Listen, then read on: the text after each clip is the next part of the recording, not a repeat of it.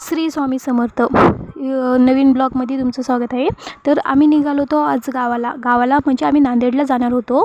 तर नांदेडला आमच्या मम्मीसाठी हॉस्पिटलला दाखवायचं होतं। तर आईला घेऊन हॉस्पिटलमध्ये मी पप्पा आई आम्ही तिघं निघालो। नांदेडला पोहोचलो। नांदेडला पोहोचल्यानंतर तिथं रेल्वे स्टेशनला उतरलेलं तुम्ही बघू शकता नकाशा किती सुंदर काढलेले रेल्वे स्टेशनच्या।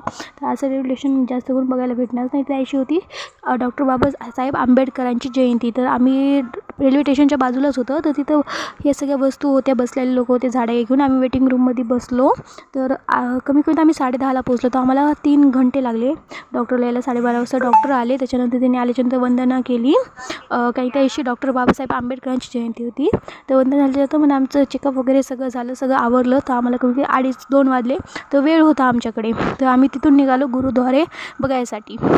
तर काही आईनं गुरुद्वारे बघितलं नव्हतं। तर वेळ तर आहे, गाडी आमची 3:30ला गाड्या होत्या, म्हणजे गाड्या खूप होत्या यायला परभणीला, काही प्रॉब्लेम नव्हती। तर तिथून आम्ही गुरुद्वारे बघायला गेलो। आणि त्या स्टार्टिंगलाच तुम्ही बघू शकता तर हे गुरुद्वारेचे दुकानं वगैरे। आणि त्याच्यापेक्षा सुंदर म्हणलं तर गुरुद्वारेची जी नकाशा आहे ती खरंच खूपच छान होती। तर आम्ही नवदी निघालो होतो गुरुद्वारेच्याकडे दर्शन घेण्यासाठी। तर इथं उन्हासाठी खाली चटया आतरलेल्या होत्या किंवा सतरंजी आतरलेल्या होत्या। तर जास्त ऊन होतं, काही इतक्या दिवस घरात होतं उन्हाचं जाणीवच होत नव्हता। तर आज बाहेर निघाल्या कळलं की किती जास्त ऊन आहे। तर त्याच्यानंतर आम्ही पुढे गेल्याच्यानंतर ते पाय धुवायची एक सुविधा होती, काही त्याच्यात पाय बुडून पुढे जायचं। हे सगळ्याच गुरुद्वारेमध्ये असते लगभग। काही मी फर्स्ट वेळेस गुरुद्वारेमध्ये गेले होते, याच्या आधी गेले ह्याच गुरुद्वारेमध्ये गेले, या गुरुद्वारेमध्ये सेकंड वेळेस गेलेली आहे। तर पाय धुवून आम्ही पुढे निघालो दर्शनासाठी। तर तिथं गुरुद्वारेमध्ये जाऊन म्हणतात ना, देव कोणाचा बी असो तिथे गेल्यावर जे समाधान भेटतं ना, खरंच गुरुद्वारेमध्ये गेल्यावर खूप शांत आणि खूप प्रसिद्ध वातावरण होतं। तिथे गेल्याच्यानंतर खूप शांत वाटलं। तर आम्ही पुढे जाऊन प्रसाद घेतला। म्हणतात की प्रसादाला जे व्यक्ती हात पुढे करतो त्याला कधीच कोणाच्या पुढे हात करायची गरज पडत नाही। म्हणजे जास्त नाही, आम्ही तिथं आणखीन फक्त 5 किंवा 10 मिनटं थांबलो तिथं बघायला थोडंसं। तर हे मोठा खांब होता, तुम्ही खांबाच्या खाली नकाशी बघू शकता। तर किती सुंदर प्रकारे ती नकाशी केली होती। तिथून आम्ही निघालो पुढे जाण्यासाठी। तर खरंच तिथं ती नकाशी ती व्यवस्था खूप छान होती। तर कधी तुमचं आम्ही तिथं काही फोटो काढले, तर 1-2च फोटो काढले होते, त्याच्यातला एक फोटो टाकला। आणि हे बघा शकता तुम्ही वाघ सिंह। तर ही खरंच नकाशी खूप सुंदर होती गुरुद्वारेची।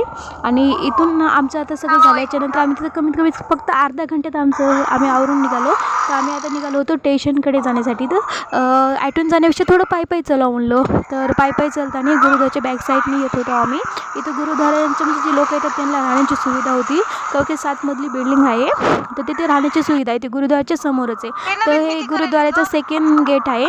त्या सेकंड गेटपासून आम्ही जालो। तर इथं आम्ही बघितलं की पहिले इकडून रस्ता होता का नाही माहीत नाही, पण ते नवीन बांधकाम चालू होतं बहुतेक तर याचं गुरुद्वाराचं। तर म्हणजे जे लोक लांबून येणार आहे त्यांना गाडी लावण्यासाठी तर सुविधाचं चालू होतं। तर आम्ही इथून थोडंसं पुढे पायीच गेलो। तर तिथून आम्ही पुढे ॲटो केला। तर आम्ही स्टेशनला पोहोचलो। लगेच स्टेशनला गेलेली आमची गाडी उभाच होती। तर आम्ही लगेच गाडीत बसलो। आणि म्हणतात ना, हिवाळ्यामध्ये चहा भेटला तर आणि उन्हाळ्यामध्ये आईस्क्रीम भेटली तर जन्नत मिल जाए, त्याच्यामध्ये ॲटोत बसून आम्ही घरी आलो। तर हे चॅनलवरचे व्हिडिओ तुम्हाला आवडत असेल तर जरूर सबस्क्राईब कीजिए और कमेंट भी जरूर कीजिए। Okay, bye bye.